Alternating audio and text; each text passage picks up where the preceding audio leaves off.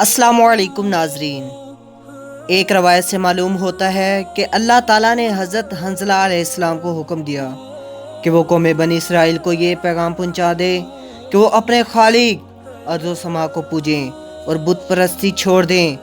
ये हुक्म पाते ही हज़रत हंज़ला हर रोज़ शहर के चारों दरवाज़ों पर जाकर कौम बनी इसराइल को पुकार पुकार कर कहते, ऐ लोगो, खुदावंद कुद्दूस को वाहिद जानो और इसको पूजो और इसी को अपना माबूद हकीकी मानो और बुत परस्ती छोड़ दो। ऐ कौम, ये शैतान ने तुमको गुमराह किया है। ऐ लोगो, अल्लाह ताला से डरते रहो और हकीकत में वही तुम्हारा रब है। ये सुनकर इस कौम बनी इसराइल ने कहा, जो गुमराही में बहुत ही बढ़ गए थे, ऐ हज़रत हंज़ला, हमारा यही रब है जो हम पूजते हैं। हज़रत हंज़ला ने इनसे कहा कि ऐ लोगो, तुम्हारे बाप दादा बुतों को नहीं पूजते थे, फिर तुम क्यों पूजते हो? क्या तुमको शर्म नहीं आती खुदा से? नहीं डरते हो तुम पर ज़रूर अजाब नाज़िल होगा, जबकि तुम्हारे आगे नाफरमान लोगों पर बलाएं और अजाब नाज़िल हुआ था और तुम लोग अजाब खुदा बर्दाश्त ना कर सकोगे। हर चंद इनको हर तरह याद दिलाया, लेकिन वो हरगिज़ ईमान ना लाए और बराबर तकज़ीब करते रहे, बल्कि हज़रत हंज़ला को मार डालने के लिए मुस्तैद हो गए। और इस शहर का बादशाह, जिसका नाम तैफूर इब्ने तफानूस था, वो 12,000 अपने ग़ुलाम और अपने साथ खजाने बेहद रखता था और लश्कर भी इसका बेशुमार था। इस मरदूद ने हुक्म किया, तुम लोग हज़रत हंज़ला अलैहिस्सलाम को पकड़ कर मार डालो।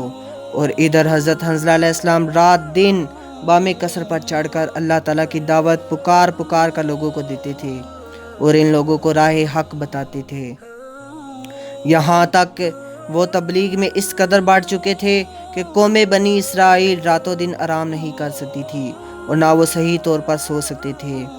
एक रात आपने कहा, ऐ कौम बनी इसराइल, तुम सब बुत परस्ती छोड़ दो, वरना कल तुम पर खुदा का अजाब नाज़िल होगा और तुम पर मर्गे मफाजात आ जाएगा।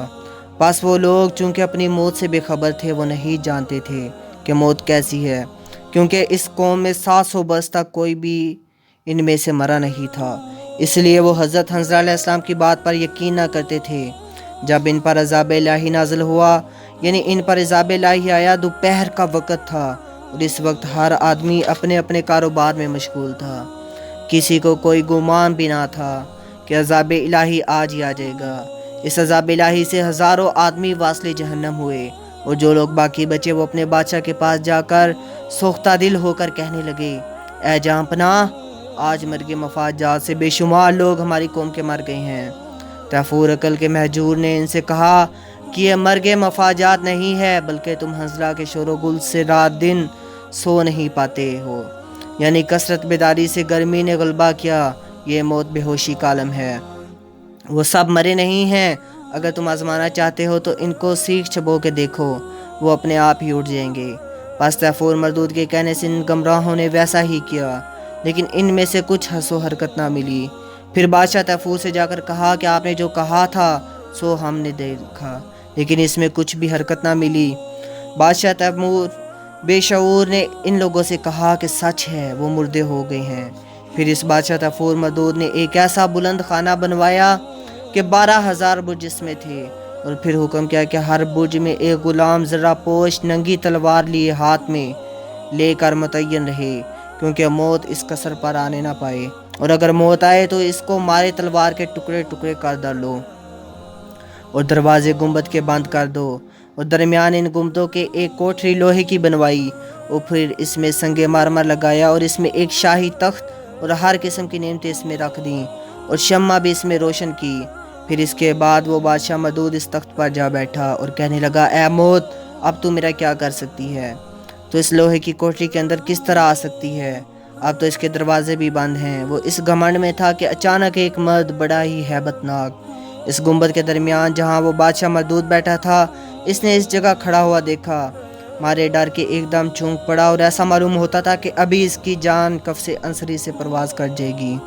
इससे पूछा कि तुम कौन हो, यहाँ किस तरह आए हो? इसने कहा कि मैं इज़राइल हूँ। तैफूर बादशाह ने कहा कि तुम यहाँ क्यों आए हो? वो बोले कि मैं तेरी जान कब्ज़ करने को आया हूँ। बादशाह तैफूर बोला, आज तुम मुझको भी ज़रा मोहलत दो, کل جو چاہو سو کرنا۔ تب ملک الموت چلے گئے، چونکہ زندگی بادشاہ تیفور کی ایک دن اور باقی تھی۔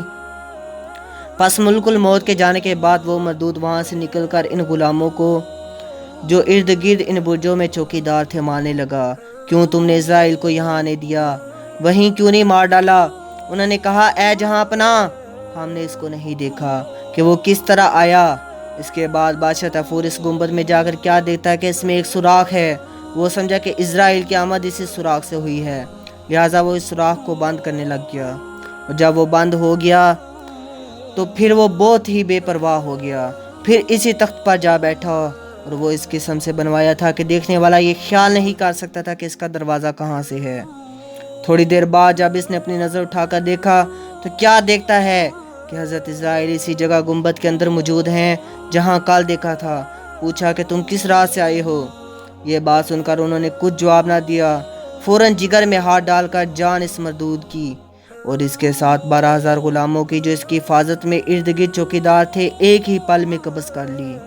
پھر نہ وہ قصر رہا اور نہ وہ گنبد، نہ مالک رہا، اور نہ وہ حشم، نہ صغیر، نہ کبیر، سب کے سب جہنم رسید ہو گئے، اور پانی دریا و چشمے کا سکھا دیا۔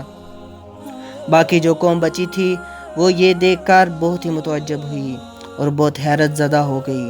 نہ تو مالک رہا اور نہ اس کا چشمہ اور نہ پانی، سب کا سب ویران ہو گیا۔ پس جو باقی بچے تھے ان لوگوں سے حضرت حنظلہ نے کہا کہ اگر تم خدا پر ایمان لاؤ گے اور میری رسالت کا اقرار کرو گے تب تم اس عذاب سے نجات حاصل کر سکتے ہو، ورنہ کسی طرح بھی بچ نہیں سکتے۔ آج کی اس ویڈیو کے لیے بس اتنا ہی کافی ہے۔ اس ویڈیو کا اگلا پارٹ انشاءاللہ اگلی ویڈیو میں بتایا جائے گا۔